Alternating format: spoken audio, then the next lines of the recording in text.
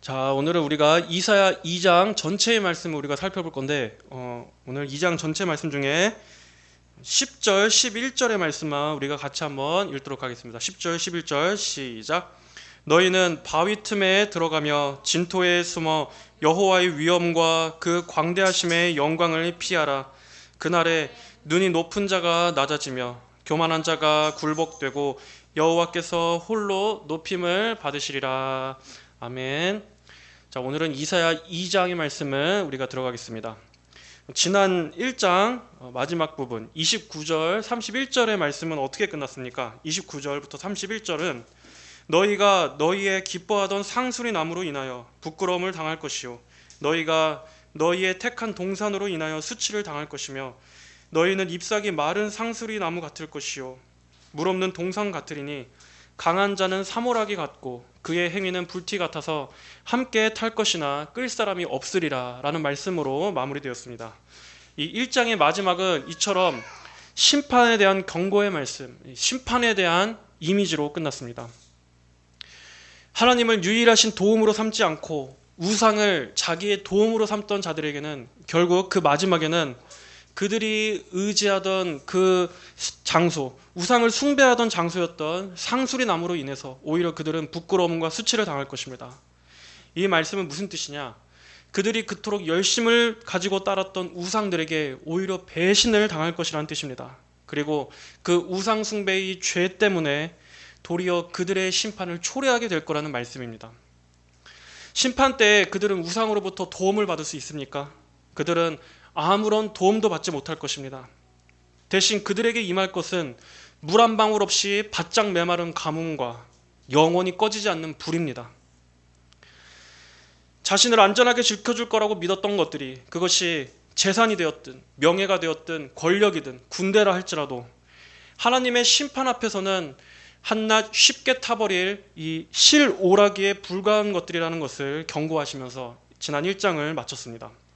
자, 그리고 오늘 이어지는 2장에서는 1장에 나타나는 이러한 경고로 인해서 혹여나 주의 백성들이 두려움에 사로잡혀서 소망을 잃게 될까봐 하나님께서는 이러한 심판으로 마치지 않고 심판을 통과한 후에 맞이하게 될 최종적인 회복과 평화를 보여주시면서 시작하고 있습니다. 자, 2장 1절은 어떻게 시작하고 있습니까? 아모스의 아들 이사야가 받은 바 유다와 예루살렘에 관한 말씀이라. 말이래 여호와의 전의 산이 모든 산 꼭대기에 굳게 설 것이요 모든 작은 산 위에 뛰어나리니 만방이 그리로 모여들 것이라 라고 시작하고 있습니다. 자, 여기에 말이래 여호와의 전의 산이 모든 산 꼭대기에 굳게 설 것이요 에서 이 말일, 즉 마지막 날이라고 하는 이 시점은 어느 때를 가리키는 말입니까? 우리가 구약의 선지서를 읽을 때는 먼저 여기 나오는 모든 말씀을 오늘날 우리에게 바로 적용하기 이전에 가장 우선적으로는 이 당시 1차적인 수신자였던 이스라엘 백성의 시점에서 읽어야 합니다. 이 당시 사람들이 이 말씀을 받았을 때 어떻게 이 말씀을 해석했을까를 먼저 생각한 후에 그 다음에 신약의 백성들에게 적용해야 하는 것입니다. 이 당시 이스라엘 백성들에게 있어서 이 마지막 날이라고 한다면 크게 세 가지 시기를 말합니다. 먼저 첫 번째는 언제입니까? 첫 번째는 하나님께서 구약에서 심판과 구원, 회복을 말씀하실 때 첫 번째는 바로 남유다가 바벨론의 포로로 70년간 끌려갔다가 70년 이후에 고레스 왕을 통해서 다시 고국인 이스라엘 땅으로 귀환하게 되는 이때를 말합니다. 이스라엘 역사에 있어서 바벨론의 포로와 귀환, 이 사건은 아주 중요한 사건입니다. 그래서 하나님께서는 회복과 구원을 말씀하실 때 가장 가까운 근미래의 시점으로 이스라엘 백성이 포로에서 고향으로 돌아오게 되는 이것을 그들의 회복과 구원과 맞물려서 빗대어 말씀하실 때가 많으셨습니다. 그래서 이 마지막 날이라고 하면은 바로 그들이 포로에서 돌아오게 되는 그 시점으로 이해하는 것이라고 보여질 수도 있습니다. 왜냐하면 여기 2절 하반절에 만방이 그리로 모여들 것이라 라고 말씀하고 있기 때문입니다. 마치 이것이 그들이 다시 고향 땅으로 돌아오게 된 것 같은 그러한 것을 묘사하는 것처럼 보입니다. 하지만 이 첫 번째 시점을 여기에 대입하자면 오늘의 이 말씀과는 맞지 않습니다. 왜냐하면 여기 2절에 보면은 만방이 그리로 모여들 것이라 해서 여기 이 만방은 모든 민족, 모든 이방인들을 다 포함하는 말입니다. 그렇기 때문에 이스라엘에게만 국한된 말이 아닙니다. 그렇다면 이 2절의 말씀은 이스라엘만이 아닌 전 지구적인 모든 열방의 회복을 말씀하고 있는 것인데, 그런 점에서 이 첫 번째 시기는 오늘 이 2절의 말씀과는 맞지 않다고 볼 수 있습니다. 자, 그럼 두 번째 시점은 어떤 때냐? 마지막 날이라고 할 때 두 번째는 예수님의 초림을 말합니다. 예수님께서 이 땅에 오시고 또 예수님이 모든 공생의 사역을 마치시고 부활하시고 승천하신 이후에 이제 교회의 시대가 열리는 것을 말합니다. 예수님께서 이 땅에 이미 오셨을 때부터가 성경적으로는 이미 마지막 때의 시작이라고 할 수 있습니다. 그리고 사도행전 2장 17절에서 베드로도 오순절 성령 강림 사건 이후에 첫 설교에서 어떻게 말했습니까? 베드로도 요엘서에 인용된 그 마지막 날 말세를 인용해서 이미 구약에서 예언됐던 그 말세가 지금 이미 시작되었다라는 것을 증거했었습니다. 자, 그리고 세 번째의 마지막 시점은 어떤 때냐? 세 번째 해석은 예수님의 재림, 그리고 그 이후에 새 하늘과 새 땅이 펼쳐지는 때를 말하는 것입니다. 이때야말로 하나님의 구원 역사가 완전히 다 완성된 진정한 마지막 날이라고 할 수 있습니다. 자, 그렇다면 이 2절에 말하는 이 말일, 이 마지막 날은 오늘 어떻게 해석해야 하겠습니까? 우리가 지금 살펴본 이 두 번째 그리고 이 세 번째 시점을 같이 통합적으로 연결해서 보는 것이 가장 적절하겠습니다. 예수님께서 이 땅에 오시고 그분의 사역을 모두 마치신 후에 부활 승천하시고 그때부터의 기간과 예수님이 다시 오셔서 재림하시고 이 세상을 심판하신 후에 이 모든 기간, 이때를 오늘 2절의 마지막 날이라고 보는 것이 가장 적절하겠습니다. 바로 이러한 날에 여호와의 전의 산이 모든 산 꼭대기에 굳게 설 것이라 라고 말씀했습니다.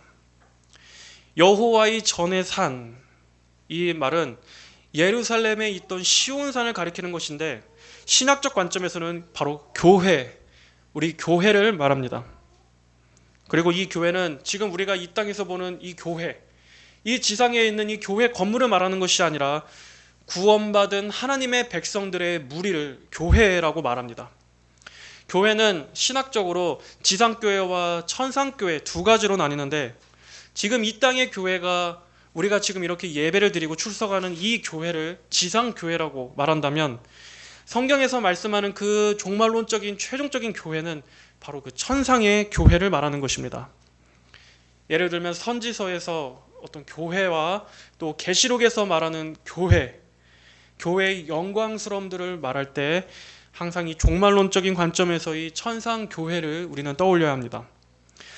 이 마지막 날에는 교회의 영광이 모든 산 꼭대기에 굳게 설 것이다.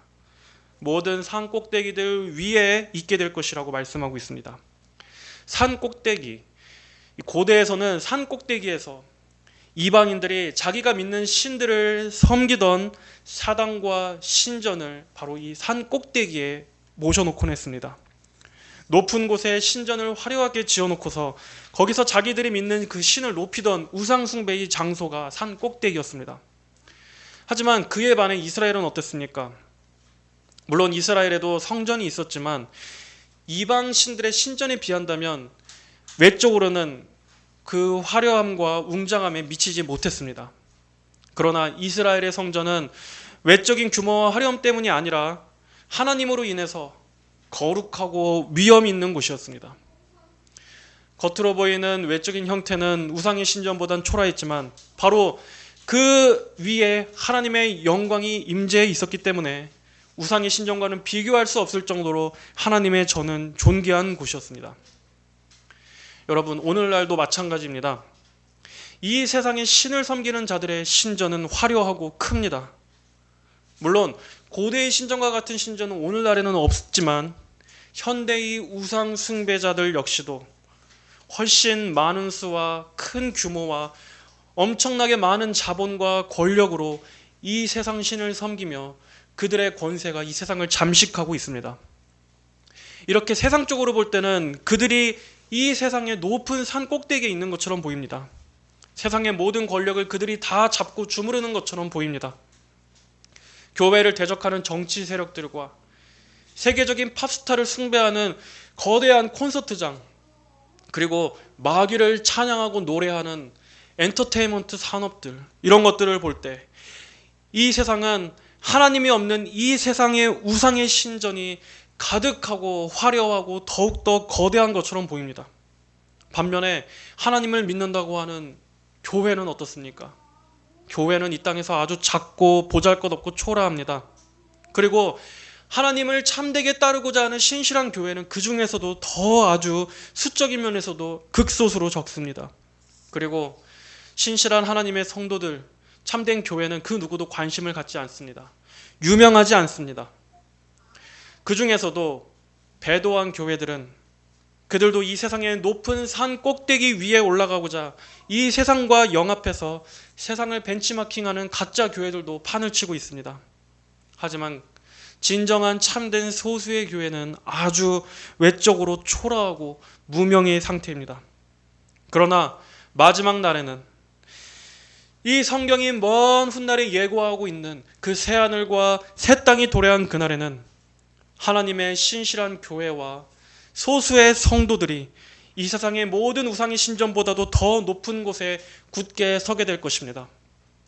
이 세상에서는 아무리 교회가 미약해 보인다 할지라도 하나님께서는 지금 하나님의 일들을 계속 하시고 계십니다. 그리고 아무리 이 세상이 어둡고 참 성도들의 씨가 마른 것처럼 보인다 할지라도 하나님께서는 지금 이 땅의 어딘가에서도 여전히 남은 자들을 하나님 안으로 모여들게 하고 계십니다. 우리 성도들은 바로 이 날을 바라봐야 합니다. 이 세상에서는 아무리 작고 초라하고 볼품없다 할지라도 성도들은, 그리고 참된 교회는 하나님께서 보시기에 가장 귀한 존재라는 것을 늘 믿음으로 바라보며 살아가야 하는 것입니다. 성도 여러분, 이 땅에서 이 거대한 규모와 화려함은 아무것도 중요한 것이 아닙니다. 중요한 것은 하나님께서 우리의 교회와 우리를 귀중하게 보고 계시는가 하는 것입니다. 이 세상의 많은 것들은 전혀 중요하지 않습니다.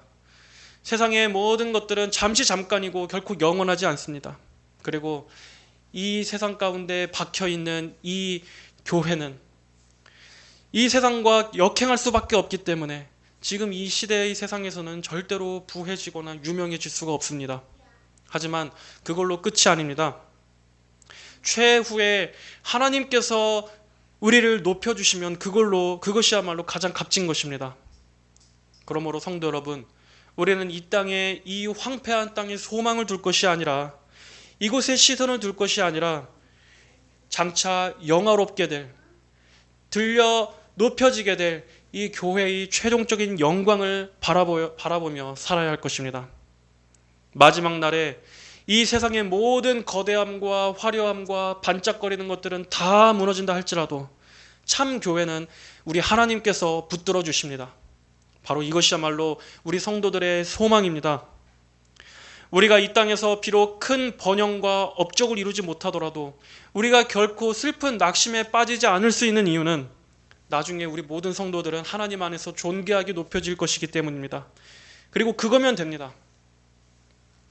어떤 사람들은 이렇게 생각할지 모릅니다. 지금 이 땅에서도 충분히 고생스러운데, 아니 나중에 죽어서 천국 가서 편하면, 천국 가서 잘 되는 얘기하면 뭐하냐고, 아니면은 지금 이 땅에서도 좀 잘 되고 나중에 죽어서도 좀 잘 되면 안 되냐고 생각할 수도 있습니다. 물론 하나님께서 섭리적으로 이러한 두 가지 은혜를 다 주시면은 감사하겠지만, 설령 그렇지 못하더라도 우리가 나중에 더 영화롭게 되는 쪽이 더 낫지 않겠습니까? 이 세상에서의 풍족감과 이 세상에서의 부함을 쥐느라 정작 가장 중요한 영생을 놓쳐버리느니, 우리는 진정으로 영원하고 진정으로 우리에게 영원한 기쁨과 복이 되는 그 길을 택하는 것이 더 현명한 것일 겁니다. 성도는 항상 영혼의 관점, 영혼의 시선으로 살아야 합니다. 세상의 인정과 칭찬이 아니라 하나님으로부터의 칭찬, 하나님 안에서 의미가 있으면 그걸로 되는 것입니다. 여기에 기준을 놓고 오늘 하루하루를 사는 것이 바로 우리 성도들의 삶입니다. 자, 이렇게 마지막 날에 여호와의 전의 산, 하나님의 영광스러운 교회는 모든 산 꼭대기 위에 높이 서게 될 것입니다. 그리고 또 3절을 보면 이날에 어떤 일들이 있습니까? 3절에 많은 백성이 가며 이르기를 오라 우리가 여호와의 산에 오르며 야곱의 하나님의 전에 이르자. 그가 그 도로 우리에게 가르치실 것이라. 우리가 그 길로 행하리라 하리니 이는 율법이 시온에서부터 나올 것이요 여호와의 말씀이 예루살렘에서부터 나올 것임이니라. 또 이날에는 열방의 모든 민족들이 차별 없이 다 하나님 앞으로 나오게 될 것입니다. 이 예언을 처음 들었을 이 구약의 이스라엘 백성들에게는 이러한 개념이 없었습니다. 왜냐하면 그들은 오직 하나님의 선민인 자기들에게만, 오직 이스라엘 민족에게만 구원이 있다고 생각했었기 때문입니다. 하지만 이제 이 마지막 날에 예수님께서 부활하시고 승천하신 이후의 시대부터는 이제는 유대인들뿐만이 아니라 이방인들에게도 복음이 널리 전파되어 많은 민족들이 복음을 듣고 하나님께로 돌아오게 될 것이라는 말씀입니다. 여기에 말씀에서는 하나님 안에서 생명의 말씀을 발견한 이들이 이제 다른 이들에게도 같이 하나님께로 나아가자고 재촉하면서 서로 하나님 앞에 나아가기를 촉구하고 있습니다. 지금까지의 교회의 역사가 실제로 이루어졌습니다. 교회는 하나님의 특별하신 섭리 가운데서 역사상 많은 성장과 부흥을 경험하면서 계속해서 지속되어 왔습니다. 물론 지금은 교회의 역사에 있어서 이젠 쇠퇴기에 접어든 지 오래입니다. 하지만 그렇다고 하나님의 구원 사역이 끝나버린 것은 아닙니다. 하나님께서 교회를 붙드시는 한 마지막 때까지 참 교회에는 결코 무너지지 않을 것입니다. 여전히 오늘도 하나님께서 한 영혼을 감화하시면 죽은 자가 살아나고 어둠 가운데 있던 자들이 빛을 발견하여 하나님 앞에 나와 생명을 얻게 되는 놀라운 구원의 역사들이 있을 것입니다. 그리고 또 어떠한 누군가는 하나님의 말씀을 사모하며 복음 증거를 위해 열심을 다할 것이고 하나님께로 영혼들을 이끌기 위해 봉사하고 헌신하는 자들도 하나님은 여전히 일으키실 수 있습니다. 그러므로 아직은 은혜의 때입니다. 여러분, 지금은 구원의 문이 열려있는 때입니다. 그러므로 오늘날 누구라 할지라도 그리스도를 통해 하나님께로 나올 수 있는 이 구원의 때에 우리는 더욱더 하나님을 사모하며 영혼들을 말씀으로 이끌도록 해야 할 것입니다.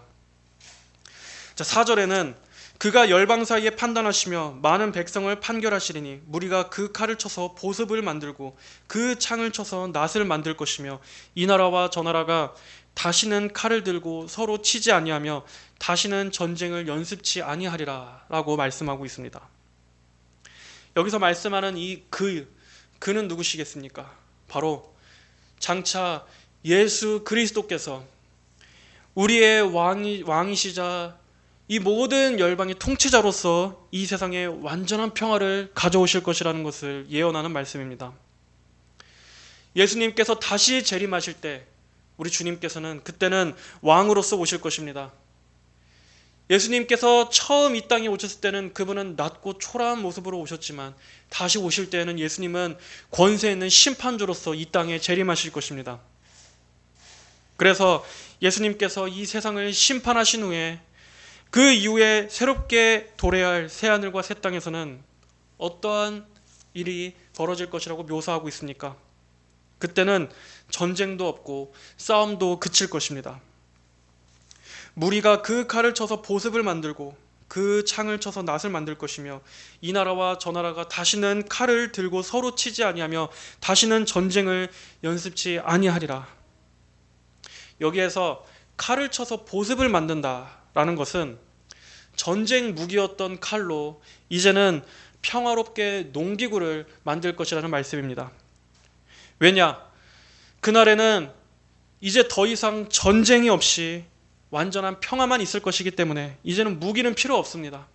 서로 간에 원수도 없고 죽임도 없는 완전한 하나님 안에서 오직 하나님만 홀로 영광을 받으시는, 하나님만 왕으로 다스리시는 그 참된 평화가 그때는 올 것이라는 말씀입니다.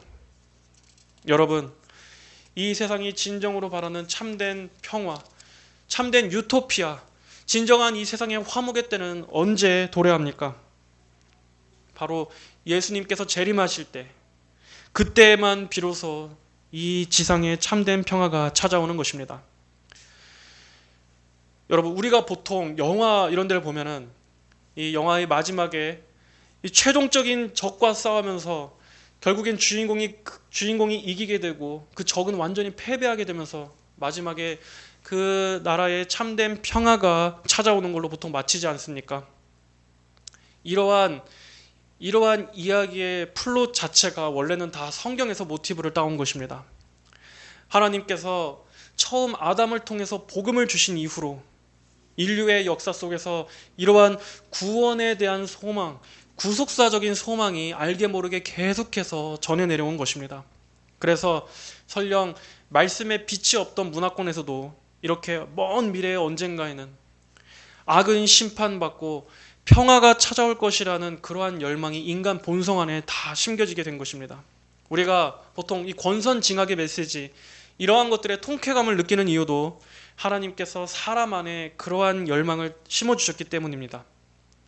이렇게 마지막 때 이 세상의 모든 죄악은 다 사라질 것이고 어떠한 한 메시아로 인해서 이 세상에는 참된 평화가 찾아오게 될 것입니다. 물론 마귀는 하나님과 결코 라이벌이 될 수 없습니다. 마귀는 하나님의 발 아래에 짓밟히는 존재이지 결코 하나님과 대등하고 대립관계에 서 있는 그러한 존재가 될 수 없습니다. 하지만 예수님께서 오시기 전에까지는 이 세상은 이 세상 신인 마귀가 이 세상을 어둠 아래 두고 있기 때문에 아직은 평화의 때가 아닙니다. 하지만 예수 그리스도께서 재림하실 때 그때는 비로소 참된 평화가 올 것입니다. 그때는 이 세상의 모든 악인은 심판을 받고 우리의 대적 마귀는 불못에 들어가게 될 것입니다. 그리고 하나님의 백성들에게는 그때야말로 비로소 완전한 구원의 날이 될 것입니다. 그 전까지는 이 세상에는 전쟁과 비극과 참상이 끊어지지 않는 것이 당연할 것입니다. 그때 적그리스도는 나중에 자기가 이 세상을 구원할 영웅처럼 등장하겠지만, 그리고 많은 이들이 그 적그리스도를 참 메시아인 것처럼 믿고 따르며 속겠지만, 우리 성도들은 그러한 적그리스도에게 굴복하지 아니하고 우리에게 진정한 평화를 가져오실 이 예수 그리스도의 재림을 기다리면서 그날을 기억하고 소망하면서 맞이하게 될 것입니다. 기다리게 될 것입니다. 그러므로 우리는 그때까지는 이 세상이 참된 평화와 유토피아를 꿈꾸며 행하는 모든 그런 헛된 시도들에 속지 말아야 하는 것입니다. 자, 이제 다음으로 이어지는 이 5절의 내용부터는 하나님께서 하나님의 심판을 초래한 이 이스라엘의 구체적인 죄악을 고발하시는데, 가장 대표적인 이유는 역시 이스라엘이 하나님이 아닌 다른 우상을 의지한 데 있었습니다. 그리고 하나님의 심판의 날인 그 여호와의 날에 대한 묘사가 나오고 있습니다. 5절은 어떻게 말씀하고 있습니까? 야곱 족속아 오라, 우리가 여호와의 빛에 행하자. 여기서 야곱 족속은 이스라엘 백성 전체를 지칭하는 말입니다. 오라, 우리가 여호와의 빛에 행하자. 이스라엘은 빛이신 하나님을 따르던 민족이었지만 역설적이게도 지금 이들은 빛이신 하나님을 거부하고 어둠을 쫓고 있습니다. 빛이신 하나님을 떠나서 어둠이고 헛된 우상을 쫓아 그들의 하나님으로 섬기고 있는 것입니다. 그래서 이사야 선지자는 이들을 향해서 속히 빛으로 나아오라. 그래서 하나님과 친밀한 관계를 다시 회복하라. 너희는 빛 가운데 거하라 라고 촉구하고 있는 것입니다.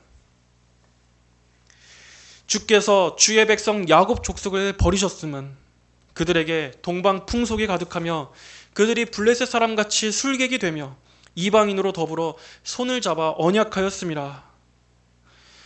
여기서 하나님께서는 이스라엘을 버리셨다고 말씀하고 있습니다. 아니, 어떻게 하나님께서 하나님의 택하신 민족을 버리실 수가 있겠습니까? 그런데 여기서 그럼에도 버리셨다고 말씀하는 이 의미는 하나님께서 이 유다를 징계 가운데 내버려 두셨다는 말씀입니다.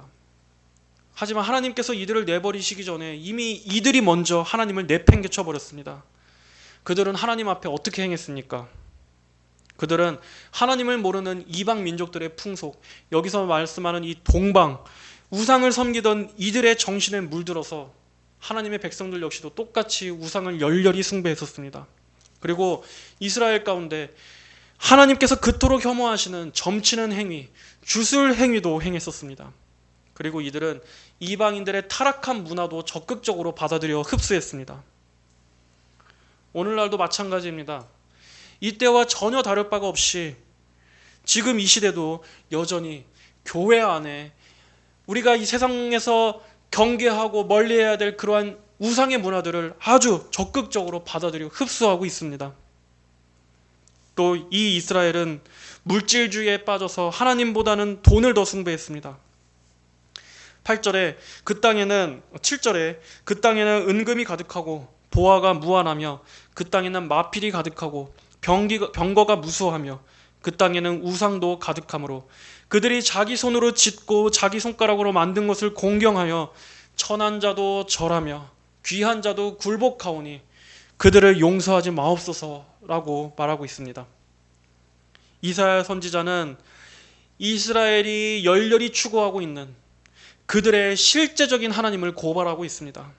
바로 금은 보화, 강한 군사력과 무기들, 이것들이 이스라엘이 섬기고 있는 그들의 하나님이었던 것입니다.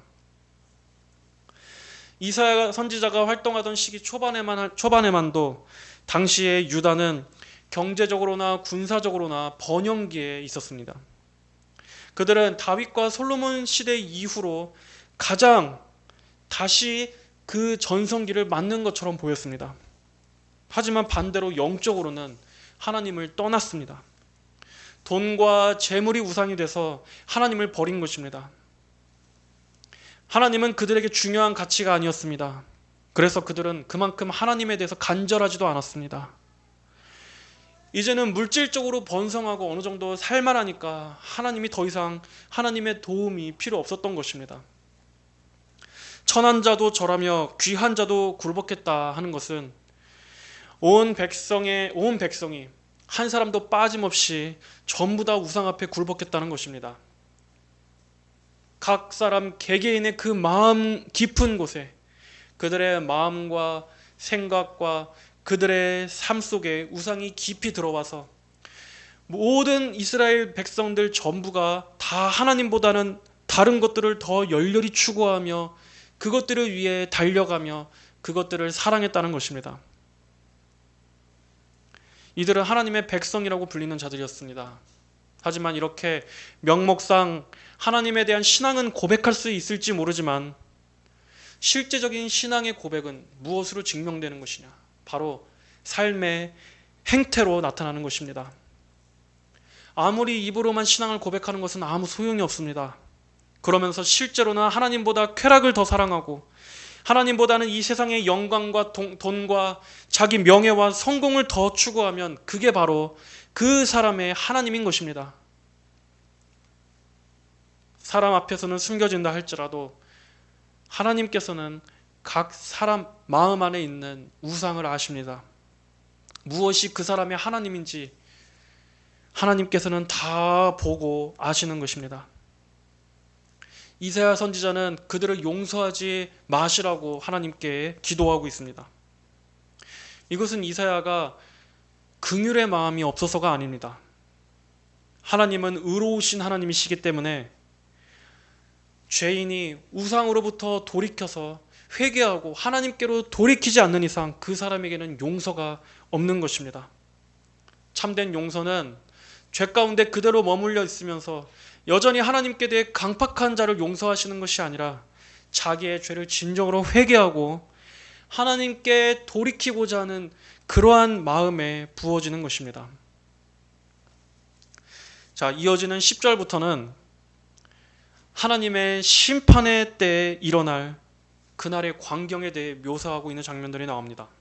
10절에 너희는 바위 틈에 들어가며 진토에 숨어 여호와의 위엄과 그 광대하심의 영광을 피하라. 그날에 눈이 높은 자가 낮아지며 교만한 자가 굴복되고 여호와께서 홀로 높임을 받으시리라. 이사야 선지자는 지금 우상 숭배자들을 향해서 속히 너희는 하나님의 두려우신 심판으로부터 피하라. 하나님의 그 진노의 심판으로부터 도망가 숨어라 라고 말하고 있습니다. 그런데 이 말에는 비아냥거리는 뉘앙스가 담겨 있습니다. 이런 뜻입니다. 어디 한번 너희가 하나님으로부터 숨을 수 있으면 숨어봐라. 너희가 그분의 두려우신 위험 앞으로부터 피할 수 있으면 어디 한번 피해봐라 하는 것입니다. 하지만 너희가 어디에 숨는다 할지라도, 무엇으로 너희를 감춘다 할지라도 너희는 결코 하나님의 심판으로부터 피할 곳이 없을 것이다. 이렇게 말하고 있는 것입니다. 바위 틈에 몰래 숨든 또는 깊은 동굴 속 안에 자신을 감춘다 할지라도 하나님의 눈으로부터 죄인이 숨을 곳은 이 세상 아무 데도 없는 것입니다. 그날에는 이 땅에서 교만했던 자들이 하나님의 압도적인 위엄 앞에 엎드려 벌벌 떨며 두려워하게 될 것입니다. 하나님 앞에 완전히 엎드러지게 될 것입니다.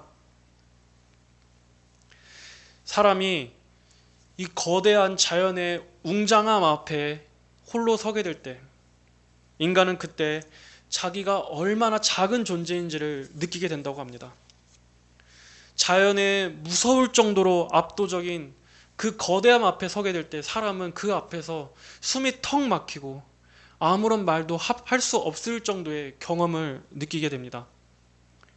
하지만 그렇게 크고 두렵고 압도적이고 거대한 그 자연의 광대함 앞에서도, 그러한 자연조차도 하나님의 이 위엄과 광대하심의 영광 앞에 비한다면, 하나님 앞에 비한다면 그 거대한 자연도 아주 작은 먼지 알갱이 하나만도 못한 것입니다.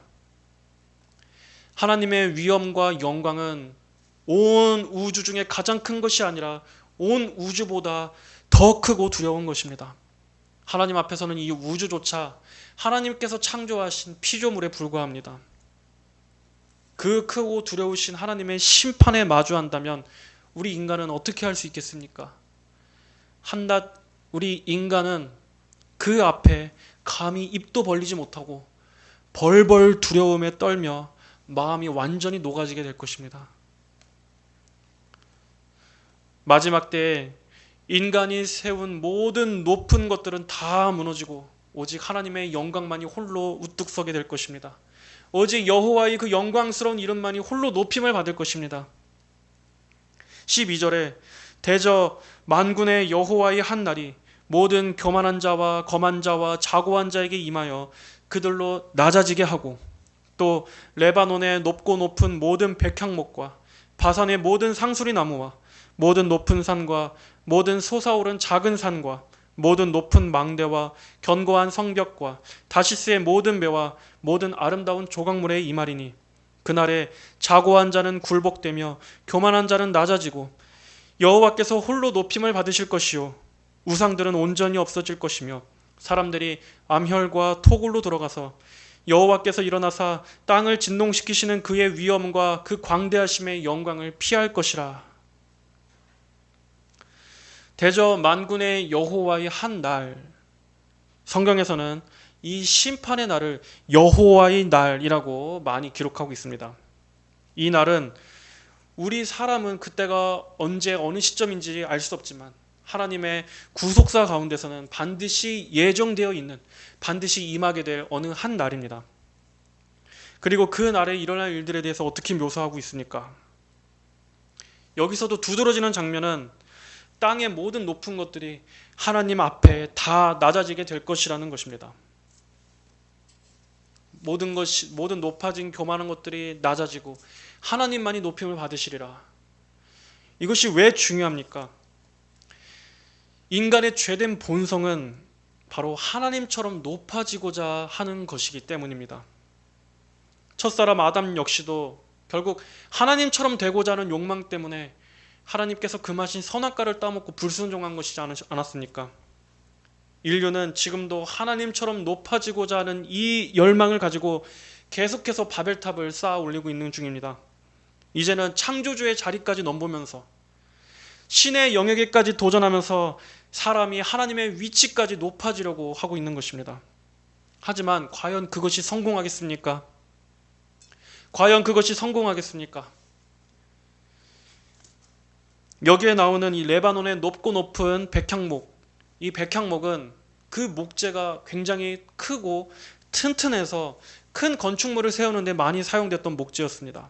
그리고 또 바산의 상수리 나무 역시도 건축물을 세우는데 자주 사용되는 아주 좋은 목재, 튼튼한 목재입니다. 이렇게 크고 튼튼한 이 위용 있는 이러한 나무는 무엇을 상징하는 것입니까? 바로 이스라엘이 자부했던 군사력을 말하는 것입니다. 그리고 또 그들 자신이 믿고 있던, 의지하고 있던 여러 자랑거리들을 나타내는 것입니다.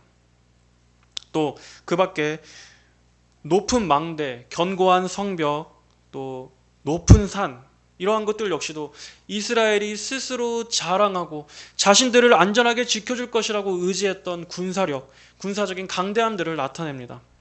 그러나 이 모든 것들이 이 여호와의 한 날, 이 심판의 날에 과연 그들을 지켜줄 수 있겠습니까? 16절에 다시스의 모든 배에서, 여기 이 다시스는 항구 도시인데 이 솔로몬 왕시대 때 다시스의 무역 항로를 터서 이 루트를 통해서 많은 진귀한 보물들을 실어왔다고 합니다.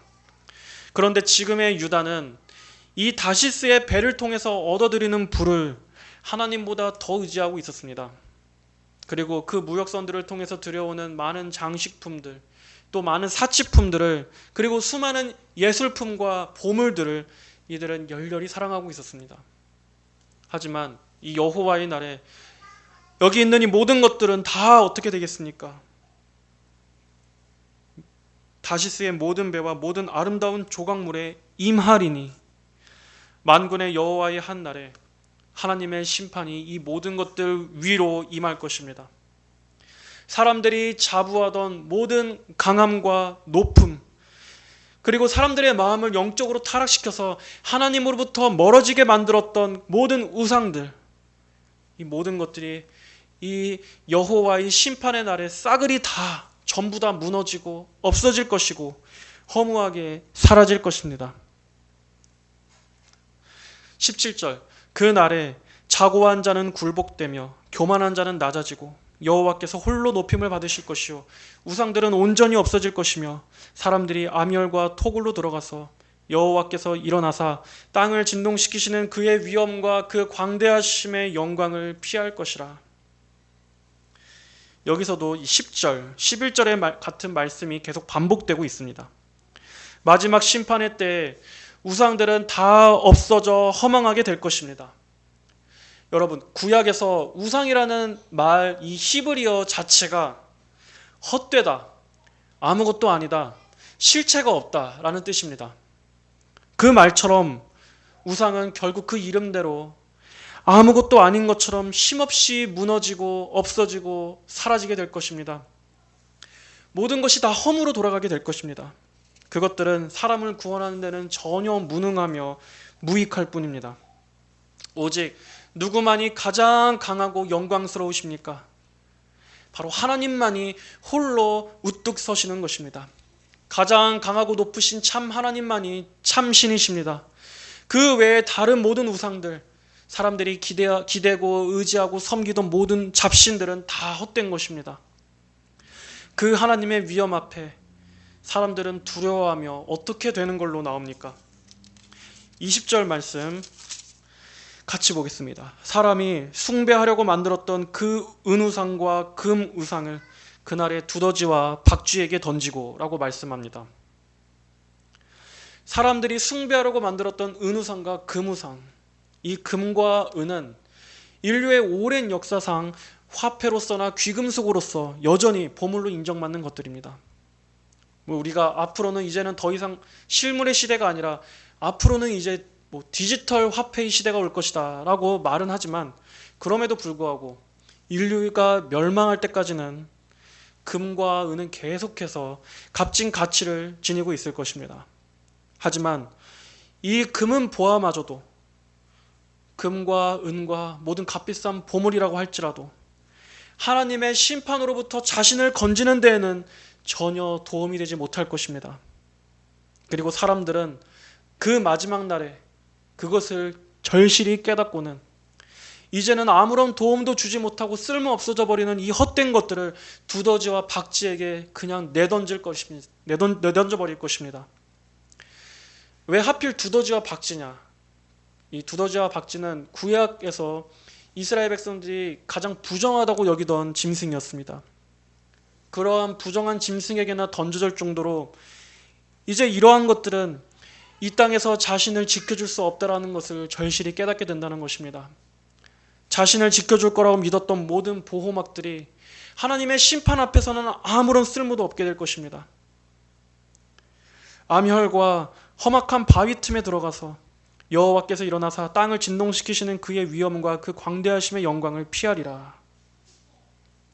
요한계시록에서도 이와 비슷한 광경이 나오죠. 그때 마지막 심판의 때 사람들은 하나님의 무서운 진노 앞에 두려워하면서 하나님의 심판을 받아 죽느니 차라리 바위에 깔려 죽는 게 더 낫다고, 그것을 차라리 더 원할 정도로, 그 정도로 하나님의 심판이 무섭다라는 것을 묘사하고 있습니다. 요한계시록 6장 16절 17절에 산과 바위에게 이르되 우리 위에 떨어져 보좌에 앉으신 이의 낯에서와 어린 양의 진노에서 우리를 가리우라. 그들의 진노의 큰 날이 이르렀으니 누가 능히 서리요 하더라. 이처럼 이 심판의 날은 인간의 언어로는 감히 묘사할 수 없을 정도로 두려운 날일 것입니다. 이 땅의 모든 강한 자, 담대한 자라 할지라도 하나님의 심판 앞에서는 완전히 엎드려 녹아버리게 될 것입니다. 자, 마지막 22절의 말씀입니다. 우리 같이 읽겠습니다. 22절 시작. 너희는 인생을 의지하지 말라. 그의 호흡은 코에 있나니 수에 칠 가치가 어디 있느뇨. 여기서 말씀하는 인생이란 결국 죽어서 흙으로 돌아갈 인간, 죽을 수밖에 없는, 죽을 운명을 피할 수 없는 바로 우리 유한한 인간을 가리키는 것입니다. 인간은 아무리 자기가 난다긴다 할지라도 자기가 자기의 생명을 스스로 붙들 수 없는 존재입니다. 사람은 고작 하나님에 의해서 살고 죽을 뿐인 존재에 불과한 것입니다. 하나님께서 지금 당장이라도 어느 한 사람의 그 호흡을 그냥 끊어버리시면 당장이라도 죽을 수밖에 없는 약하고 무력한 존재인 것입니다. 사람은 하나님을 의존해서 살 수밖에 없는 그러한 존재에 불과합니다. 수에 칠 가치가 어디 있느냐? 이 수에 친다, 이 수에 계산한다 하는 것은 가치 있고 고려할 만한 것들을 말하는 의미입니다. 그렇다면 수에 칠 가치가 어디 있느냐 하는 것은 그만큼 인간이 아무리 대단해 보인다 할지라도 실상 하나님 앞에서 인간은 아무것도 아닌 존재라는 것을 말하는 것입니다. 사람은 하나님 안에 있을 때에만 고귀하고 존엄한 존재이지 하나님 밖에서는, 하나님을 떠나서는 인간은 아무 무가치하고 약한 존재입니다. 이것이 성경이 바라보는 인간관입니다. 그런데 우리는 어떻습니까? 마치 인간이 대단한 힘과 능력이 있는 것처럼 우리는 사람에게 기대하고 사람에게 매달리고 사람에게 구걸하고 사람 앞에 엎드리고 사람을 의지하면서 마치 사람이 나를 죽이고 살 것처럼 애걸복걸하고 있지 않습니까? 우리는 사람에게 내 목숨이 달린 것처럼 믿고 있지 않습니까? 하지만 우리가 오늘 말씀에 대해서 살펴봤듯이 하나님의 심판의 때에는 결국 인간은 고작 자기 목숨 하나 건사하기도 힘들 정도로 자기 하나도 건사할 수 없는 무력하고 무가치한 존재에 불과한 것입니다. 그 누구도 하나님 안으로 도피하지 않는다면 이 하나님의 두려우신 위엄과 광대하신 영광 앞에서 숨을 수 있는 사람은 없습니다. 감히 하나님을 대적하고 대항할 수 있는 인간은 없는 것입니다. 인간이 세운 크고 대단한 업적들이라 할지라도, 인간이 건설한 위대한 문명들이라 할지라도 그리고 사람의 막대한 힘과 권력과 불화할지라도 하나님 앞에서는 감히 아무 힘도 발휘하지 못할 것입니다. 그리고 이 여호와의 심판의 날은 모든 사람과 모든 민족, 모든 나라의 각자의 각 사람들에게 모두 맞이하게 될, 우리 모두가 맞이하게 될 날입니다. 이 날에 여러분은 무엇을 의지하시겠습니까? 지금 여러분이 의지하고 기대하고 있는 것들, 여러분이 기대고 있는 것들이 과연 여러분을 지켜줄 수 있겠습니까? 내가 아무리 돈이 많고 이 세상에서 나를 안전하게 지켜주고 보장해줄 것들을, 많은 부동산과 또 든든한 인맥들이 나를 둘러싸고 있다 할지라도, 그리고 또 내가 언제 닥칠지 모르는 그런 재앙과 재난을 대비해서 생존에 필요한 필수품들을 단단하게 구비하고 있다 할지라도, 이 여호와의 날은 그러한 재앙과 재난과는 비교조차 할 수 없습니다. 이 세상에 천지가 뒤엎어지는 그러한 일이라 할지라도 그것들조차도 이 여호와의 심판의 날에 비한다면 작은 전조에 불과한 것들입니다. 진정으로 하나님의 심판의 날이 임할 그때에는 이 정도만 나 자신을 지키는데 안전할 거야 라고 생각하던 그 모든 것들이 결국 여러분을 구원하는 데는 아무 쓸모도 없게 될 것입니다. 그리고 오히려 그날에는 그것들조차 무겁고 거추장스러워서 다 내던져버릴 만큼 어떤 것도 여러분을 지켜줄 수 없을 것입니다. 오직 어떤 것만이 여러분을 이 심판의 날로부터 구원해 줄 수 있겠습니까? 바로 하나님의 아들이신 예수 그리스도를 통해서 그분을 믿고 하나님 안으로 피하는 것만이 여러분에게 진정한 안전을 보장해 줄 수 있습니다. 최근 들어서 더더욱 이 세계 곳곳에 전쟁의 위기와 앞날에 대한 불안한 예측들이 여기저기서 나오고 있습니다. 하지만 성경적으로 볼 때도 그러한 일들은 앞으로도 계속해서 일어날 것입니다. 전쟁뿐만 아니라 자연재해, 그리고 수많은 사건, 사고들, 아주 예상하지 못할 기상천외한 일들이 앞으로도 부지기수로 일어날 것입니다. 그래서 예수님께서도 마지막 때에는 사람들이 이 세상에 임할 일들에 대한 생각으로 무서워서 기절할 정도가 될 것이라고 누가복음에서도 말씀하시지 않으셨습니까? 그 정도로 앞으로는 이 마지막 때는 우리가 상상할 수 없는 별별 일들이 다 일어날 것입니다. 이러한 때 우리는 무엇을 가장 점검하고 대비하고 있어야 하겠습니까? 누가복음 21장 27절의 말씀입니다. 그때 사람들이 인자가 구름을 타고 능력과 큰 영광으로 오는 것을 보리라. 이런 일이 되기를 시작하거든 일어나 머리를 들라. 너희의 구속이 가까이 왔느니라 하시더라. 성도 여러분, 그러나 이 날이 우리에게 소망이 되는 것은 여호와의 심판의 날은 악인들에게는 말 그대로 심판의 날이겠지만 우리 성도들에게는 기쁨과 구원의 날이 될 것이기 때문입니다. 우리에게 이 날은 두려운 날이 아니요, 우리가 그토록 소망하던 주님을 이제는 만나게 되는 기쁨의 날이 되기 때문입니다. 그리고 하나님의 영광이 온 세상 가운데서 홀로 높임을 받으시는 승리의 날이자 우리에게 있어서는 이 땅의 모든 슬픔과 고통과 아픔이 다 걷어지고 더 이상의 무거운 짐이 없는 그날은 완전한 평화와 안식의 날이 될 것이기 때문입니다. 그러므로 성도 여러분, 그 날을 기쁨으로 고대하시고 바라보시고 소망하시며 이 날을 기다리시며 오늘을 사십시오. 너희는 인생을 의지하지 말라. 그의 호흡은 코에 있나니 수에 칠 가치가 어디 있느뇨. 하나님은 말씀하십니다. 여러분은 오늘 이 말씀을 여러분의 마음에 깊이 간직하셔서 인생이 아닌 하나님을 의지하십시오. 하나님은 영광스러우시고 가장 존귀하신 분이십니다. 우리가 하나님을 높이며 그분 안에 거할 때 우리 성도들은 어떠한 상황 가운데서도 안전할 것이며 이 땅에서의 어떠한 죽음의 위협과 공포조차도 예수님 안에 있는 우리 성도들의 영원한 생명을 결코 빼앗을 수 있는 것은 아무것도 없을 것입니다. 우리 모든 성도 여러분들이 전부 다 이러한 믿음을 굳게 붙잡게 되시기를 우리 주님의 이름으로 간절히 축복합니다. 다 함께 기도하시겠습니다. 하나님 아버지 감사합니다. 오늘은 여호와의 이 심판의 날에 대해서 우리가 함께 살펴보았습니다. 이 날에 인간들이 자신을 안전하게 지켜줄 거라고 굳게 믿고 있던 모든 우상들은 다 쓸모없이 무너져버리고 사람들은 그것에 허무함으로 모든 우상들을 내던져 버릴 것입니다. 이날에는 오직 하나님 안에 있는 우리 성도들만이 안전할 것이며 오직 하나님만이 이 세상 모든 것 가운데 홀로 영광을 받으실 것입니다. 하나님, 이 심판은 언젠가 반드시 다가올 날입니다. 모든 이들이 맞이하게 될 분명한 날입니다.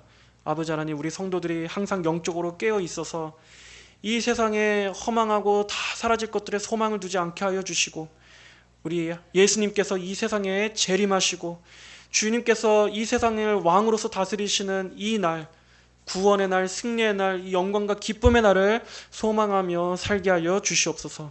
감사드리며 살아계신 예수님의 이름으로 기도합니다. 아멘.